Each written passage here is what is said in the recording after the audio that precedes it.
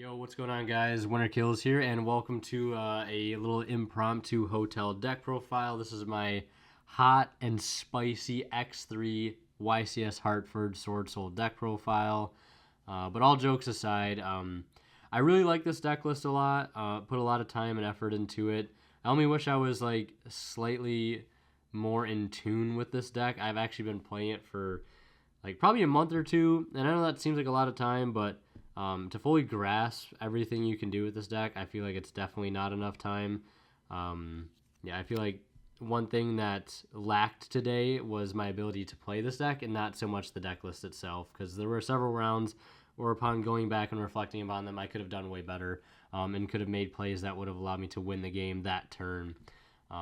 Specifically, my round one match in game 3, which I single-handedly proceeded to hand my opponent the game on a silver platter. But it is what it is. It's all a learning experience, and you know, I'm happy it's at least that, right? So had a lot of fun, and we'll be playing in side events tomorrow. We'll be changing the list for the side events, and I'll tell you guys briefly what those changes are going to be. And before we get into the profile, some shout-outs I want to give. Shout-outs to all my testing partners, Adam, Colin, Dan, Alex, my brother. Shout-outs to all those guys for helping me test this deck, you know, for whatever amount of time. Bouncing ideas off them, especially the two other people that played Swordsoul with me, my friend Colin and Adam. Huge shout-outs to them. My friend Adam, I think, got 139th out of 128th to make day 2. So close. So congrats to him to doing, like, I think probably the best out of all of us, or almost the best. Yeah, so representing Buffalo as best we can, right? But yeah, shout-outs to everybody. Shout-outs to Buffalo Yu-Gi-Oh! Shout-outs to Heart of the Game. Shout-outs to Imperium Duelist. Shout-outs to everybody that I talked to, that I met today. That was nice enough to come up and say hi, so appreciate all that stuff. Always nice to have that kind of thing happen at events and things. So yeah, let's go ahead and get into the profile. We have 2 copies of Ecclesia. I still kind of stand by 2 of this card, because yes, you can brick on this card 100%, especially if you go first. It sucks. Drawing multiple of this card sucks. Drawing this with Moyi sucks. Yeah, you can't reveal it off Moyi. You can't discard it off Longyan. You can't, I love this card a lot. I really do. I seem to continuously use it incorrectly over and over again, because there's some times where I'm going into a board and I just don't start with this, and then I hold it for like later in the combo, and then I'm worm locked because I used Ashen, and this just sits in my hand and laughs at me. So, I don't know. This is a card I feel like I said, I didn't miss at all at the 3rd one today, but maybe I low-key did and I didn't notice it, so I don't know. But 2 for now.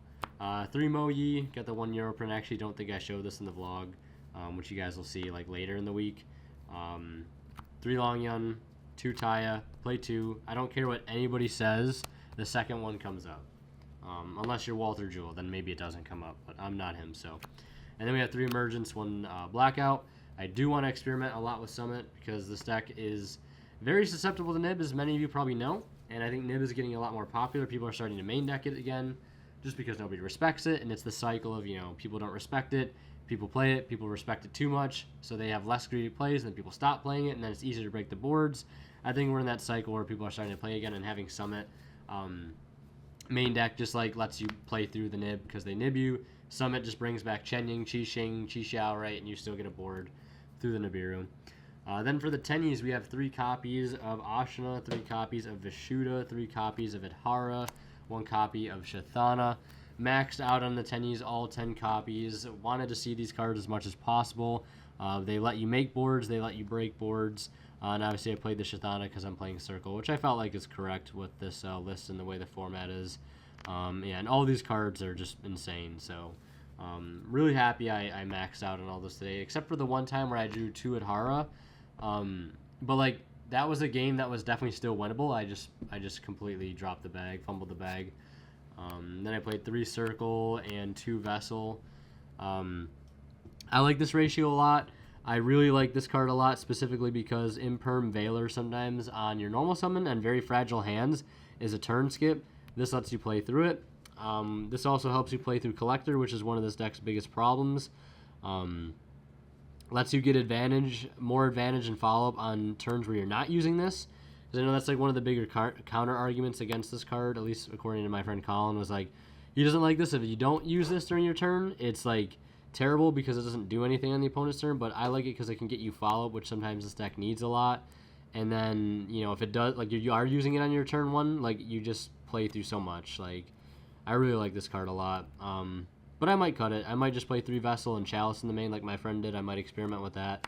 Because, like, this card can beat Collector, but this card can help you beat Collector and Nibiru if you have, like, a Taya with it. If you have, like, this Vessel plus Tenyi, like Vashuda, for example, plus this, like, we theoried this out a lot the night before the YCS. We're, like, trying to figure out a way to beat, like, Collector and Nibiru off of, like, one card, and it's definitely doable. It's, like, 100% doable with, like, this, a Tenyi, and Taya. Like, any normal summon can do it, just based on how you sequence your cards.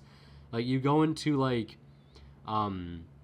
Chisao with the Tenyis, and then you normal summon, and then you get token, and that tests for Collector, and then if they collect you there, you, like, keep playing into, like, a Yazi play or something. I can't remember the exact play because it was, like, really late at night. And that play actually never ended up coming up for me. Because I don't think I resolved Vessel Tenyi one time. I think every time I tried to, this got ashed or my monk got banished or popped by, like, a Mirror Jade or something else. But doesn't mean you shouldn't play Vessel because Vessel's insane. Hand traps are going to look pretty standard. I mean, pretty standard pre-YCS, I guess. 3 Ash, 3 Crow, 3 Imperm, and 1 Cosmic. I guess you could also count Callby as a going second card. So that's 3, 6, 9, 10, 11, plus the 3 Vashudas, so that's 14 going second cards. I think going forward, the DD Crows are coming out of the main deck. For what? I'm not sure at the moment. Might be Nibiru. Yeah, it honestly just might be Nibiru. I don't know. As much as it's so awkward in Swordsoul, though, because, like, you can Nibiru your opponent, and then your Vessel Tenyi play is just non-existent next turn because you can't summon your Tenyis. Main deck Cosmic because I just didn't feel like it would be smart to go to a big event like a YCS and not have a main decked out to mine. Although I think the only time I ever resolved this card was on a Branded Lost, which like didn't really make a difference because that game I should have won and I didn't even need this card. So, like, maybe maining this was also just not worth it in hindsight because I had Circle, which is kind of like a pseudo main decked out to Mystic Mine. And then the last 2 cards in the main, 2 copies of Pot of Desires. The card was pretty good all day, you know, all the times that I saw it. Now we'll go into the extra deck. We have some beautiful tokens here. Shout out to Phantoms in my Discord for making these custom tokens. Phantoms YGO on YouTube and Phantoms YGO in my Discord, link below. Check them out to get some custom tokens. Get the beautiful Trish sleeves. So yeah, 3 Monk and 1 Shaman. 3 Monk always comes up. I love 3 Monk. Gives the deck a lot of flexibility, a lot of grind, and Shaman's just crazy for breaking boards, especially through, like, D-Barrier on Synchro. Yazi's mandatory for, you know, like, playing through Collector and just, like, cracking boards too and extending. Double Boxia. The second one did come up a lot because I would make the first one turn 1 with, like, a Taya to dump a Moyi and then resolve Moyi for the Chi-Jiao to get the draw. So yeah, I summoned all these cards. I summoned Shaman, I summoned Monks. I never summoned Dragite, and I never summoned Berserker, which I guess just goes to show how well my day kind of went. I did make the Chao Fang against Drytron and still lost, but that is a game I should have OTK'd, and I didn't even need to make this. Summoned Chenying, summoned Baron quite a bit, and I actually never summoned this card. Still think this card's really good, but I think every time, like, there was no hand where I think I could, like, safely go for the draw 2 combo. It was either because I lost die roll game 1 or my opening was just so weird that, like, I had to make Chi-Jiao first to get to Long Yun, or I had to, like, respect hand traps and make Baron first. Otherwise, I lose to 1 hand trap on a normal summon. So, like, I could never go for the Chi-Xing draw 2 play. I just don't think I did it. I think maybe I summoned it one time and I'm just not remembering it correctly, but yeah, I mean, that's the extra deck. Pretty self-explanatory. Not much I would really change there, honestly. And yeah, now we'll go into the side deck where we have 3 copies of Droll and Lockbird. Because this was like a last-minute decision. I was like, I can either play Nibiru or Droll. But we started talking a lot about, like, the Therion decks, the Punk decks, and how those might be, like, super slept on and, like, really well represented at this event. So I made the meta call to put this in. Kind of glad I did because I played against Drytron. Played against a Punk deck one time, and I don't think I even needed this, but this card, in theory, was clutch for those matchups, but never really played against them. 3 Lightning Storm, and 1 Harpies. Back removal, board clearing. Never resolved any of these cards. They mainly just stayed clutch at getting banished off of Desires. 3 Anti-Spell, God card. Yeah, this card was so loyal. Every time I drew this card, I won. D-Barrier, don't think I drew this card. Never resolved it. I played 1 Macrocosmos. This card was insane. Yeah, if you think drawing Anti-Spell is good, drawing Macro is also just better. I played against an Agent player, and I bricked and had to set both of these. And I don't know that much about the Agent deck. I might have played it a handful of times. So I standby phase Anti-Spell, and then he goes battle phase evenly. And what I should have realized at that point is that if he's going battle phase just to evenly to get rid of 1 card, and if he really cares about the Anti-Spell, there's almost no point in using the evenly matched, I guess. Just because, I guess, the only point is that, just clearing the other card. But I should have just kept the other set. And, because, if he evenlies, and he had Diviner in hand, too, so I was he really didn't care about this. He just wanted to, suss out the other back row, and I just didn't know that Anti-Spell wasn't that good against the deck, and had I flipped this would have been probably game, or I would have at least bought myself a few more turns. But yeah, that's the traps. And then Red Reboot, never resolved this, never drew it. And then the last card in the side deck was 1 copy of Illumirage. So the theory behind this was to have it as a target for games 2 and 3 off of Heavenly Dragon Circle. And if I went first, I would side out 1 Vishuda for it. If I went second, I would side out an Adara for it. So the siding pattern for it was super easy. And the main reason I play this is because it's a level 3 worm tuner. So if I were to normal Mogi and reveal something and get token, and they were to collector, right? I could chain the circle, tribute the token, and summon this. Whereas beforehand, you can summon a Vishuda, and then Vishuda bounces the collector, but then you really can't keep going with the cards you have available, which is super unfortunate. And that's where E-Telly comes in clutch too, in the past, because you would E-Telly either for health plays, or you'd E-Telly for Ogre to go into Yazi. But this basically does the same thing. This lets you play through Ash Valor, or not Ash, but Valor Imperm, and it can also be an out to collector. So then you're just synchro into Yazi with these, draw a card, pop the collector, and summon a Taya and keep going. So that was the theory behind this. This card, I actually used this card twice. One time to play around collector, and the other time I use its continuous effect, which says all monsters in the field lose 300 attack and defense, equal to their own level / rank times 300.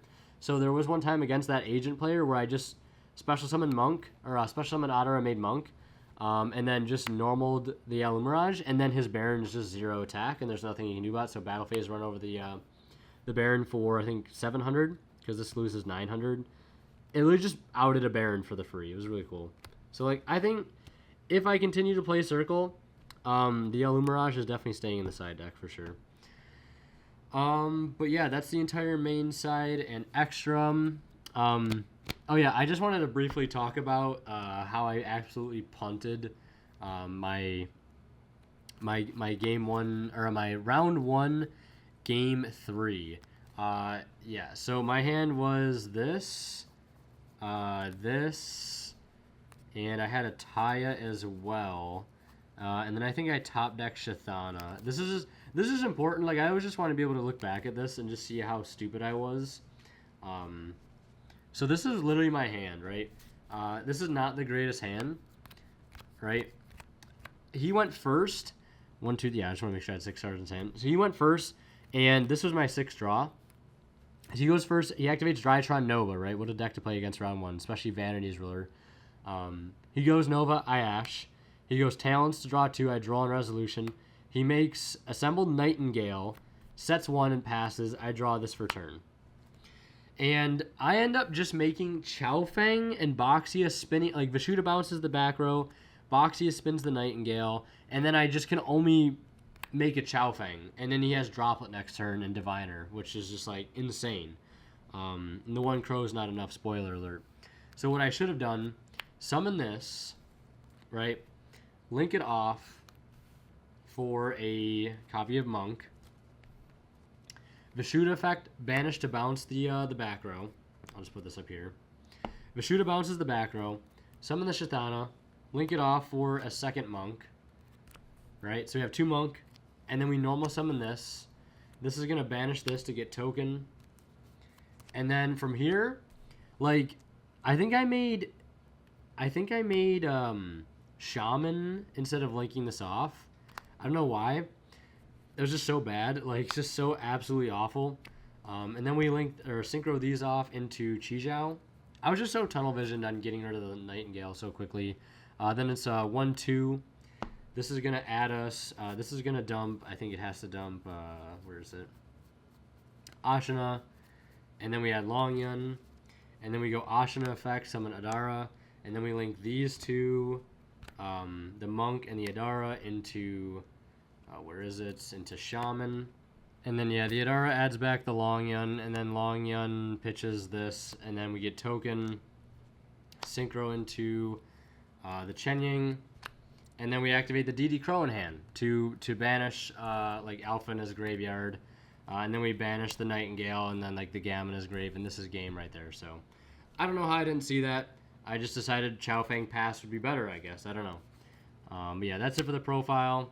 Thank you guys for watching. Appreciate all the support. And we'll see you guys in the next one. And like always, a huge thank you goes to our Divine Level channel members who are Tweeter0226, Pony Start, Cadillacs84, Justin Lamb, and HDH Cyber. Thank you guys so much for your extremely kind and generous support of the channel.